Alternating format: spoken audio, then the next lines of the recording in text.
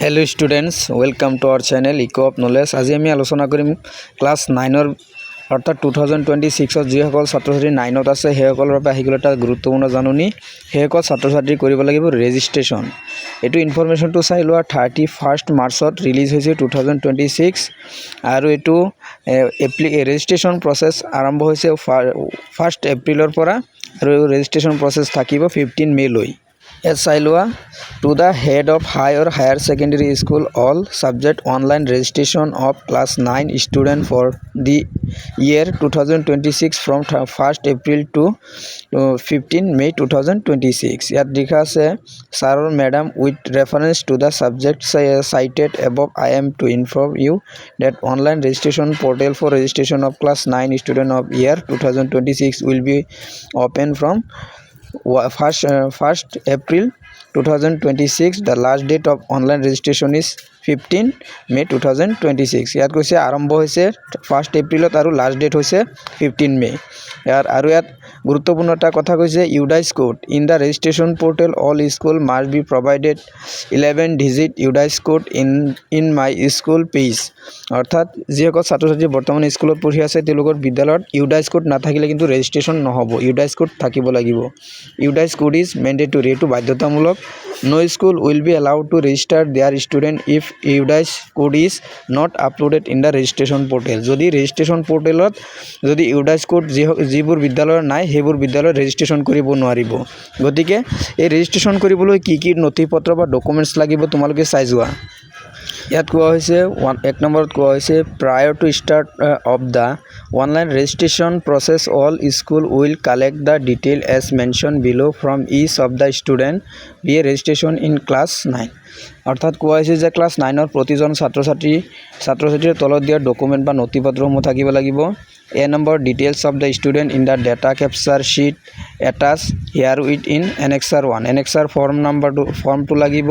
B number passport size photo in white background আৰু backgroundৰ white বা বগা কালাৰৰ হ'ব লাগিব আৰু passport size photo। C number full signature of the student in the data capture sheet। অৰ্থাৎ ছাত্ৰ বা ছাত্ৰীয়ে এইটো এটা কি কৰিব লাগিব ফুল নিজৰ নামটো এটা সিগনেচাৰ কৰি তাত আপলোড কৰিব লাগিব। ডি নম্বৰত কোৱা হৈছে photocopy of the birth certificate of the student to be uploaded in the registration portal. অৰ্থাৎ ৰেজিষ্ট্ৰেশ্যন পোৰ্টেলত ছাত্ৰ বা ছাত্ৰীগৰাকীৰ বাৰ্থ চাৰ্টিফিকেট আপলোড কৰিব লাগিব। ই নম্বৰত আছে students upper number in the data capture sheet, upper আইডিটো লাগিব অৰ্থাৎ আপাৰ নাম্বাৰটো লাগিব। এফ নম্বৰত আছে student upper ID automated permanent academic account registry 12 digit unique number in the data capture sheet, এইটো থাকিব লাগিব। আৰু ৰেজিষ্ট্ৰেশ্যনৰ বাবে ফিজ এইটো ফিজ লাগিব তোমালোক। জি নম্বৰটোত কোৱা হৈছে registration fee is 30 rupees 300 only 30 নহয় চৰি পাৰ ষ্টুডেণ্ট। প্ৰতিজন ছাত্ৰ ছাত্ৰীৰ পৰা 300কৈ টকা লোৱা হ'ব। For the PWD student registration fee is 150 rupees only. এতিয়া চাই যোৱা ফৰ্মখন কেনেকুৱা। ফৰ্ম প্ৰথম 1 নম্বৰ আছে নেম অফ দ্য ষ্টুডেণ্ট, ইয়াত ছাত্ৰ বা ছাত্ৰীগৰাকীৰ নাম 1 নম্বৰত। 2 নম্বৰ নেমছ ফাদাৰ্ছ নেম দেউতাকৰ নাম। 3 নম্বৰ আছে মাদাৰ্ছ নেম মাকৰ নাম। 4 নম্বৰ গাৰ্ডিয়ানছ নেম, ইয়াত মা বা দেউতাকৰ নাম এজনৰ নাম দিলেই হ'ল। 5 নম্বৰ আছে name of the school attended last, তুমি কোনখন স্কুলত লাষ্ট আছিলা অৰ্থাৎ আহিছা সেইখন স্কুলৰ নাম লিখিব দিছে। এলিমেণ্টাৰী এডুকেশ্যন ID যদি থাকে ইফ এনি, এইটো ইমান ইম্পৰ্টেণ্ট নহয়, থাকিলে নাম্বাৰটো দিব নাথাকিলে নাই। 7 নম্বৰ ষ্টুডেণ্ট অৰ পেৰেণ্টছ আধাৰ নাম্বাৰ মেণ্ডেটৰী, আধাৰ কাৰ্ডতো এইটো বাধ্যতামূলক দিবই লাগিব ছাত্ৰ বা ছাত্ৰীৰ আৰু যদি ছাত্ৰ বা ছাত্ৰী নাথাকে তেনেহ'লে মাক দেউতাকৰটো দিলেও হ'ব।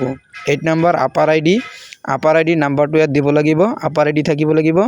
9 নম্বৰ আছে পেন নাম্বাৰটো এইটো দিব লাগিব আৰু এইটো আছে শিক্ষা সেতু।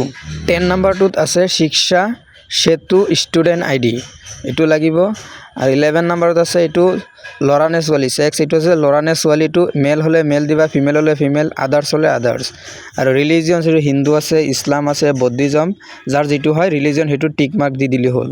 কাষ্ট যোনে যিটো হয় জেনেৰেল হ'লে জেনেৰেল, SC ST আৰু STৰ যিসকল এইটো টিক মাৰ্ক দি দিলোঁ। জেনেৰেল হ'লে জেনেৰেলত OBC হ'লে ইয়াত টিক মাৰ্ক দি দিবা। ফিজিকেলি চেলেঞ্জ য়েছ অৰ ন', যদি ফিজিক্যালি তোমালোকৰ কিবা প্ৰব্লেম থাকে শাৰীৰিকভাৱে প্ৰব্লেম থাকে তেনেহ'লে হয় দিবা যদি নাথাকে নো আৰু ডেট 15 নম্বৰটো আছে ডেট অফ বাৰ্থ এইটো ডেট অফ বাৰ্থটো ইয়াত স্পেচত দি দিবা 16 নম্বৰ if physically challenge type of impaired তুমি 17 নম্বৰত দিয়া আছে students or parents mobile phone number ইয়াত ষ্টুডেণ্ট বা গাৰ্জেন্সৰ ফোন নম্বৰটো দিব লাগিব আৰু 18ত দিয়া আছে ইমেইল আইডি ইফ এনি যদি ইমেইল আইডি থাকে দিব লাগিব প্ৰেজেন্ট এড্ৰেছ বৰ্তমানৰ এড্ৰেছ দিবলৈ দিছে 20 নম্বৰ এড্ৰেছ লাইন এড্ৰেছটো আকৌ লিখিব লাগে 21 নম্বৰ ভিলেজ অৰ সিটি ভিলেজৰ নাম লিখিব লাগে ষ্টেট আসাম এটো লিখিব লাগে আৰু 23 নম্বৰটো আছে ডিস্ট্ৰিক্ট যাৰ যেটো হয় লিখিবা 24 নম্বৰত আছে পিন কোড যাৰ যেটো হয় এটো লিখিবা পাৰ্মানেন্ট এড্ৰেছ লাইন 1 লাইন 2 এটো লিখিব লাগে ভিলেজ সিটি যেটো হয় লিখিবা ডিস্ট্ৰিক্ট যেটো হয় এটো লিখিবা ষ্টেট যেটো হয় এটো লিখিবা আসাম লিখিবা 31 নম্বৰত আছে মিডিয়াম অফ ইনষ্ট্ৰাকচন ইয়াত তোমালকে কোনে কি মিডিয়ামত পঢ়া কোনোবা ইংলিশ কোনোবা আসামিজ কোনোবা বড়ো কোনোবা হিন্দী বেঙ্গলী যাৰ যেটো মিডিয়াম হয় এটোত টিক মাৰ্ক দি দিবা আৰু 32 নম্বৰত আছে এমআইএল সাবজেক্ট তোমাৰ কি হয় এটো লিখিবা 33 নম্বৰত আছে এমআইএল গ্ৰুপ এটো গ্ৰুপ A + B নে A + C এটো লিখিবা A + B হলে A + B দিবা স্পেচ ঠাইত বা স্পেচত ইলেক্টিভ সাবজেক্ট কি হয় হেতু লিখিবা 34 নম্বৰত পিছত ইয়াত এটা আছে passport size past of a recent passport size photo colour background white হ'ব লাগিব পাসপোর্ট সাইজ ফটো এটা দিব লাগিব আৰু ইয়াত আছে signature of the student with the box in blacking বগা কলা চিয়াহিৰে তোমালোকে এইটো বক্সৰ ভিতৰত এটা সাইন কৰিব লাগিব আৰু তলত আছে সিগনেচাৰ অফ দ্য পেৰেণ্টছ অৰ গাৰ্ডিয়ানছ আৰু পিতৃ বা মাতৃৰ সহি লাগিব তলত একেবাৰে তলত ফৰ্মখন ফিল আপ কৰাৰ পিছত একেবাৰে তলত গতিকে এইখিনি আছিল আজিৰ ভিডিঅ'ৰ মূল বিষয়বস্তু ধন্যবাদ।